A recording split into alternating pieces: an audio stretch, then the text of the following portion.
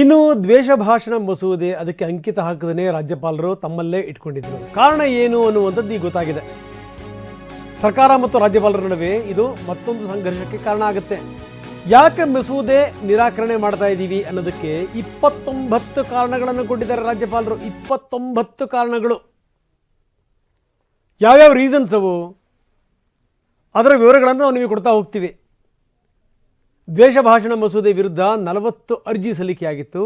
ರಾಜ್ಯಪಾಲರು ಕೊಟ್ಟಿರುವಂಥದ್ದು ಯಾಕೆ ಇದನ್ನು ನಿರಾಕರಣೆ ಮಾಡ್ತಾ ಇದ್ದೀನಿ ಅಂತ 29 ಕಾರಣಗಳು. ಅದರಲ್ಲಿ ಕಾರಣಗಳು ಯಾವ್ಯಾವಿದೆ ಅಂತ ನಾವು ಹೇಳ್ತೀವಿ ನೋಡಿ. ಈ ಪೂರ್ವಾಗ್ರಹದಿಂದ ಧರ್ಮ, ಜಾತಿ, ಜನಾಂಗ, ವ್ಯಕ್ತಿಯ ಸ್ವಾತಂತ್ರ್ಯ ಹರಣ ಆಗುವಂಥ ಸಾಧ್ಯತೆಗಳಿವೆ. ಇದು ರಾಜ್ಯಪಾಲರು ಹೇಳಿರುವಂಥ ಪಾಯಿಂಟು. ಈ ಪೂರ್ವಗ್ರಹದಿಂದ ಧರ್ಮ, ಜಾತಿ, ಜನಾಂಗ, ವ್ಯಕ್ತಿ ಇದರ ಸ್ವಾತಂತ್ರ್ಯ ಹರಣ ಆಗಬಹುದು. ಎರಡನೇದು, ಇದಕ್ಕೆ ಸಂಬಂಧಪಟ್ಟಂಗೆ ಉಭಯ ಸದನಗಳಲ್ಲಿ ಈ ಪರಿಪೂರ್ಣವಾಗಿ ಚರ್ಚೆ ಆಗಿಲ್ಲ, ಅರ್ಥಪೂರ್ಣವಾದಂಥ ಚರ್ಚೆ ಮಾಡಿಲ್ಲ. ಬರೀ ಗದ್ದಲ ಗಲಾಟೆ ಕಿರಿಚಾಡೋದಾಗಿದೆ ಅಷ್ಟನ್ನೇ. ಇನ್ನು ಈ ಮಸೂದೆ ಏನಾದರೂ ಜಾರಿಯಾದರೆ ಮಿತಿ ಮೀರಿದಂಥ ಪರಿಣಾಮಗಳಾಗ್ತವೆ, ಭಯಾನಕ ಪರಿಣಾಮಗಳಾಗ್ತವೆ. ಇದು ರಾಜ್ಯಪಾಲರ ಇಂಗಿತ. ಅಭಿವ್ಯಕ್ತಿ ಸ್ವಾತಂತ್ರ್ಯ, ಮೂಲಭೂತ ಹಕ್ಕು ಇದನ್ನು ಕಸಿಯುವಂಥ ಸಾಧ್ಯತೆಗಳಿವೆ. ಆನ್ಲೈನ್ ವಿಷಯಗಳ ಅನಿಯಂತ್ರಿತ ನಿರ್ಬಂಧ ಸಾಧ್ಯತೆ ಆಗಬಹುದು. ಪೊಲೀಸ್ ವ್ಯವಸ್ಥೆ ಮತ್ತು ಕಾನೂನು ಇದರ ದುರುಪಯೋಗ ಆಗಬಹುದು. ಕರ್ನಾಟಕ ಬೌದ್ಧಿಕ ಚಿಂತನೆಗಳಿಗೆ ಹೆಸರುವಾಸಿಯಾಗಿರುವಂಥದ್ದು. ಇಂಥದನ್ನೆಲ್ಲ ತಂದು ಅದನ್ನು ಹಾಳು ಮಾಡಬಾರದು ಅನ್ನುವಂಥದ್ದು ರಾಜ್ಯಪಾಲರ ಇಂಗಿತ. ಬನ್ನಿ, ನಮ್ಮ ಪ್ರತಿನಿಧಿ ಪ್ರಸನ್ನ ಈಗ ನಮ್ಮೊಂದಿಗೆ ನೇರ ಸಂಪರ್ಕದಲ್ಲಿದ್ದಾರೆ. ಪ್ರಸನ್ನ, ದ್ವೇಷ ಭಾಷಣ ಮಸೂದೆಗೆ ಯಾಕೆ ಅಂಕಿತ ಹಾಕಲಿಲ್ಲ ಅಂತ ರಾಜ್ಯಪಾಲರು ಯಾಕೆ ಹಾಕಲಿಲ್ಲ ಅನ್ನುವಂಥ ಪ್ರಶ್ನೆ ಇತ್ತಲ್ಲ, ಅದಕ್ಕೆ 29 ಕಾರಣಗಳನ್ನು ಕೊಟ್ಟಿದ್ದಾರೆ. ಇದಕ್ಕೆ ಸಂಬಂಧಪಟ್ಟಂಗೂ ಕೂಡ ದೊಡ್ಡ ವಾಗ್ಯುದ್ಧನೇ ಆಗ್ಬೋದೇನೋ, ಏನಂತೀರಿ? ಹೌದು ರಂಗನಾಥ್, ಬೆಳಗಾವಿಯ ಅಧಿವೇಶನದಲ್ಲಿ ರಾಜ್ಯ ಸರ್ಕಾರ ದ್ವೇಷ ಭಾಷಣ ಮಸೂದೆಯನ್ನ ಅನುಮೋದನೆಯನ್ನ ಕೊಟ್ಟಿತ್ತು.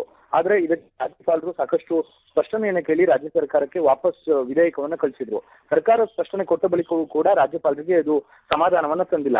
ಜೊತೆಗೆ 29 ಪ್ರಮುಖ ಕಾರಣಗಳನ್ನ ಕೊಟ್ಟು ಇದೀಗ ರಾಜ್ಯಪಾಲರು ರಾಷ್ಟ್ರಪತಿಗಳ ಅಂಗಳಕ್ಕೆ ಈ ವಿಧೇಯಕವನ್ನ ಅಂಕಿತಕ್ಕೆ ಕಳಿಸಿದ್ದಾರೆ.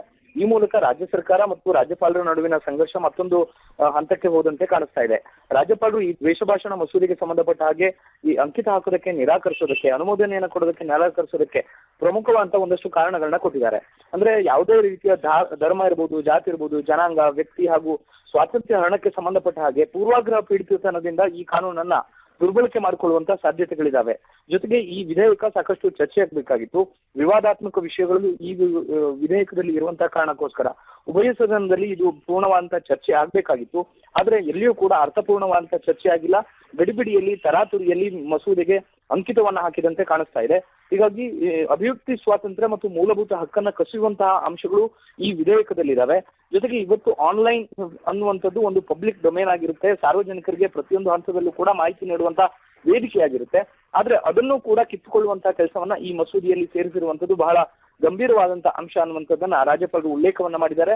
ಜೊತೆಗೆ ಪ್ರಮುಖವಾದಂತಹ ಒಂದು ಆತಂಕವನ್ನ ರಾಜ್ಯಪಾಲರು ವ್ಯಕ್ತಪಡಿಸಿರುವಂತದ್ದು ಈ ವಿಧೇಯಕದ ಕಾಯ್ದೆಯನ್ನ ಬಳಸಿಕೊಂಡು ಪೊಲೀಸ್ ವ್ಯವಸ್ಥೆಯನ್ನು ದುರ್ಬಳಕೆ ಮಾಡಿಕೊಳ್ಳುವಂತಹ ಸಾಧ್ಯತೆಗಳು ಹೆಚ್ಚಾಗಿದ್ದಾವೆ ಅನ್ನುವಂತಹ ಮಾತನ್ನು ಕೂಡ ರಾಜ್ಯಪಾಲರು ಹೇಳಿದ್ದಾರೆ. ಹೀಗಾಗಿ ಇನ್ನೂ 3 ದಿನಗಳ ಕಾಲ ವಿಶೇಷ ಅಧಿವೇಶನ ನಡೀತಾ ಇದೆ. ದ್ವೇಷ ಭಾಷಣ ಮಸೂದೆಗೆ ಸಂಬಂಧಪಟ್ಟ ಹಾಗೆ ಇದೀಗ ರಾಷ್ಟ್ರಪತಿಗಳ ಅಂಕಿತಕ್ಕೆ ರಾಜ್ಯಪಾಲರು ಕಳಿಸಿರುವಂತದ್ದು ರಾಜ್ಯ ಸರ್ಕಾರ ಮತ್ತು ವಿರೋಧ ಪಕ್ಷಗಳ ನಡುವಿನ ಬಹುದೊಡ್ಡ ಜಟಾಪಟಿಗೆ ಕಾರಣವಾಗಬಹುದು. ಕಳೆದ ವಾರವೇ ಸುನಿಲ್ ಕುಮಾರ್ ಅವರು ಈ ವಿಷಯವನ್ನ ಪರೋಕ್ಷವಾಗಿ ಪ್ರಸ್ತಾಪ ಮಾಡಿದ್ರು. ಅಂದ್ರೆ ವಿಧೇಯಕ ಇನ್ನೂ ಅಂಗೀಕಾರ ಆಗೋ ಮೊದಲು, ಕಾಯ್ದೆಯ ರೂಪವನ್ನ ಪಡೆಯುವ ಮೊದಲೇ ಪೊಲೀಸರು ಕೆಲವರಿಗೆ ನೋಟಿಸ್ ಅನ್ನ ಕೊಡ್ತಾ ಇದ್ದಾರೆ. ಹಿಂದೂ ಸಮಾಜದ ಕಾರ್ಯಕರ್ತರನ್ನ, ಹಿಂದೂ ಮುಖಂಡರನ್ನ ಗುರಿಯಾಗಿಟ್ಕೊಂಡು ಇದನ್ನ ಕಾಯ್ದೆ ಬರೋ ಮುಂಚಿತವಾಗಿ ನೋಟಿಸ್ ಅನ್ನ ಕೊಡ್ಲಾಗ್ತಾ ಇದೆ. ಪೊಲೀಸರು ಈ ರೀತಿಯ ಅಕ್ಷಮ್ಯ ಅಪರಾಧಗಳನ್ನ ಎಸಗ್ತಾ ಇದ್ರೆ ಕಾಯ್ದೆ ಬಂದ ಮೇಲೆ ಇನ್ನೆಷ್ಟು ಅಪರಾಧಗಳಾಗಬಹುದು ಅಥವಾ ತೊಂದರೆಗಳಾಗಬಹುದು, ಕಾನೂನು ಮೀರಿ ಕೆಲಸಗಳಾಗಬಹುದು ಅನ್ನುವಂಥದ್ದನ್ನ ಪ್ರಸ್ತಾಪವನ್ನ ಮಾಡಿದ್ರು. ಹೀಗಾಗಿ ಸಹಜವಾಗಿ ರಾಜ್ಯಪಾಲರ ವಿಷಯದಲ್ಲಿ ಈಗಾಗಲೇ ರಾಜ್ಯ ಸರ್ಕಾರ ಸಾಕಷ್ಟು ಕೆಂಡ ಕಾರುವಂತ ಕೆಲಸವನ್ನು ಮಾಡ್ತಾ ಇದೆ. ರಾಜ್ಯ ಸರ್ಕಾರ ಮತ್ತು ರಾಜ್ಯಪಾಲರ ಸಂಬಂಧ ಮತ್ತಷ್ಟು ಹಳಸಿ ಹೋಗುವಂತಹ ರೀತಿಯ ಬೆಳವಣಿಗೆಗಳು ನಡೀತಾ ಇವೆ. ಇದರ ಮಧ್ಯೆ ಇದೀಗ ವಿಧೇಯಕಕ್ಕೂ ಕೂಡ ಅಂಕಿತವನ್ನು ಹಾಕೋದಕ್ಕೆ ರಾಜ್ಯಪಾಲರು ನಿರಾಕರಿಸಿರುವಂತದ್ದು ಮತ್ತೊಂದು ವಿವಾದಕ್ಕೆ ನಾಂದಿ ಹಾಡಿದೆ ರಂಗನಾಥ. ಧನ್ಯವಾದ ತಮ್ಮೆಲ್ಲ ಮಾಹಿತಿಗೆ ಪ್ರಸನ್ನ.